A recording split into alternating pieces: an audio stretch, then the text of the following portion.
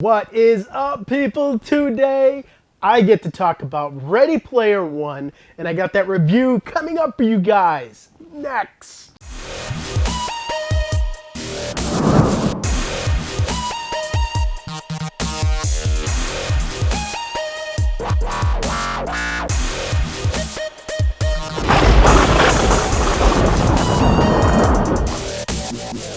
So Ready Player One is a new film directed by Steven Spielberg. It stars Sheridan, Olivia Cooke, and Ben Mendelsohn. And this is an adaptation of the book Ready Player One that was written by Ernest Cline. And if you guys didn't know, Ernest Cline actually had a lot to do with this screenplay. So I feel like that actually helped this movie out a lot, actually. And that's something that I'll talk about today. So the plot here is pretty simple. We are in a dystopian future that really relies on virtual reality. And basically what that means is you have all these people living in this rundown shack, in this really rundown world, but at the same point in time, all of these shanty towns and everything like that are just really filled with technology and filled with VR. And that virtual world is called the Oasis, and Ty Sheridan's character of Wade, or that's his name in the real world, has to go into this virtual world and find these keys that the creator of the world left so he can find the magical egg that really lets him be the creator of this new world of the Oasis. Nobody's been able to do this. It has been available to everybody in the Oasis for quite some time. Nobody's even found a key yet. And yeah, so he is on a quest to find those keys and really become the creator of the new Oasis. Now, this movie is heavy, and I mean heavy on references, whether it's gaming references from the 80s, 90s, and today, or it is just 80s references. The book was filled with that as far as I could tell. I never read the book, so, you know, this is going to be from somebody that doesn't have the perspective of somebody that I would actually read the book. But there is all kind of 80s and gaming references littered throughout this movie, and I feel like it is of the credit of this writer of the book being actually involved with the screenplay. I don't think that Steven Spielberg knows what Twitch is, but they actually reference Twitch here, and Twitch is a big thing in gaming, so in today's world anyway. So really, I feel like this movie has very relevant references that a lot of people in the gaming community and who just love 80s culture, like Steven Spielberg, really can just come and appreciate these references.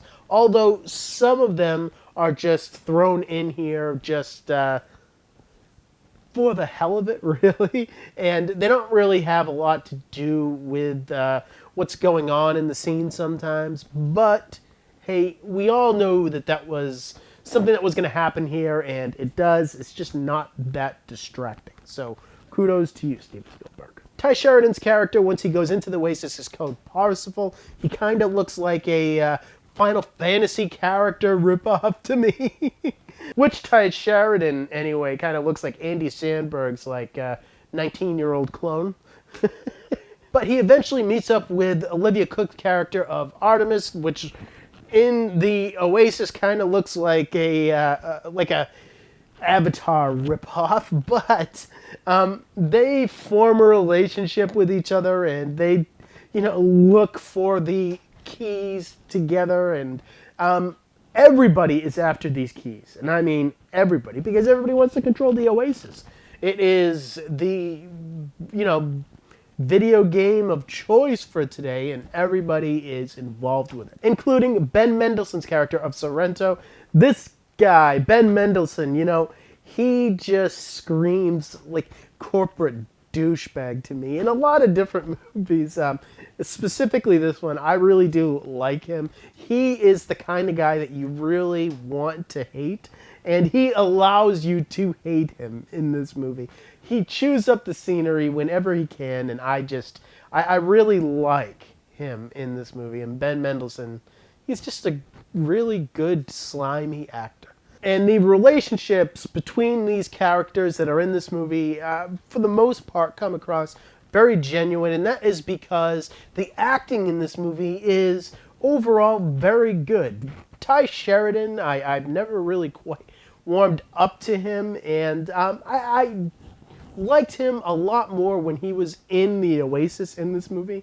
You know, when he was just a voice actor, I liked him better.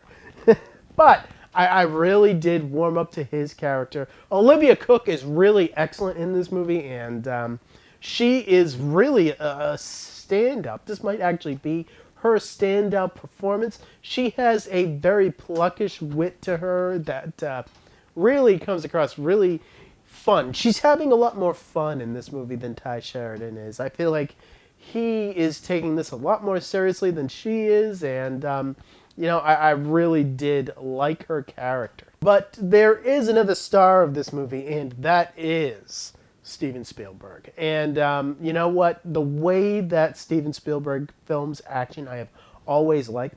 He is a really good action filmmaker. And I feel like he doesn't do action enough, for me anyway. I feel like he should do more action movies, because this movie has action that just zips by you like a mile a minute, and has references zipping by you a mile a minute, but you catch all of them. And that is because of the way that they are filmed. They are excellent here, and he is really excellent at showing you this. I feel like this is a very strong directing feat for Steven Spielberg.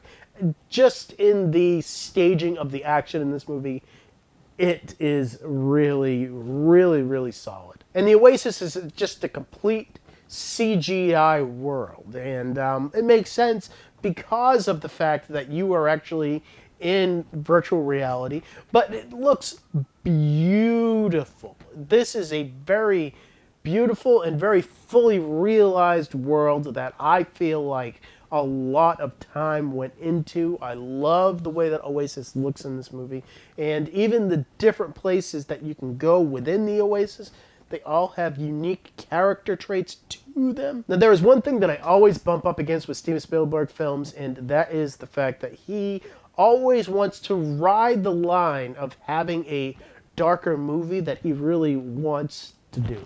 He is not a dark filmmaker, folks. He doesn't want to make dark movies, but yet he always wants to skirt that line. I feel like he did it in Minority Report a little bit. I feel like he did it in War of the Worlds a lot, and I feel it here just in some of the characterizations. You know, this is a dystopian future, and the characters are a lot more darker than he really wants to go. So, with Olivia Cooke's character here, you know, she meets up with Ty Sheridan, and she's like, oh, you know, you wouldn't like me in the real world. You don't know me. I'm just trying to use you. Oh, you know, she comes across as just like a darker character until you actually meet her, and really she just has like a birthmark that goes like up her face. But other than that, she's like a good-looking teenage girl, and I feel like it was just kind of like a really false note. I feel like the screenplay wanted to go a little darker with where they wanted to go with that character, but Spielberg, being Spielberg, he didn't want to go there. And that is something that I bump up against again and again and again with Spielberg. You know, in this movie, this dystopian future, it's a lot with cinematography, and he conveys that a lot with just how this dystopian future looks. But besides the fact that it looks the way that it does, just dirty and unclean, and just apartments compacted on top of each other, I feel like it wasn't a through line for him because he didn't actually really want to focus on that and go somewhere with it. And, you know, I feel like I end up with Ready Player One where I end up with most Spielberg movies. You know, he kind of just takes me on a ride and it's just cruising along and it stays at about the same level, and sometimes it peaks up and sometimes it peaks down, but for the most part, it stays and it rides that line, and I give it an 8. It's a solid, solid effort from Steven Spielberg, and one of the better, funner movies that I've actually seen from him in quite some time, to be honest with you. So next, I do have to get into the Blu-ray and 4K Blu-ray of Star Wars The Last Jedi, and then I have to get into The Shape of Water for you guys. I did promise you that, and I haven't forgotten that. And if you guys didn't know, because of the fact that I am reviewing the movie in theaters now, you can wait a couple of months, and then when it comes out in 4K, I will definitely review it for you guys. That is something that I always do, and I will do it for this movie. So subscribe so you know when that video comes out. And as always, guys, thank you for watching my videos. You guys are awesome, and I will see all of you next time.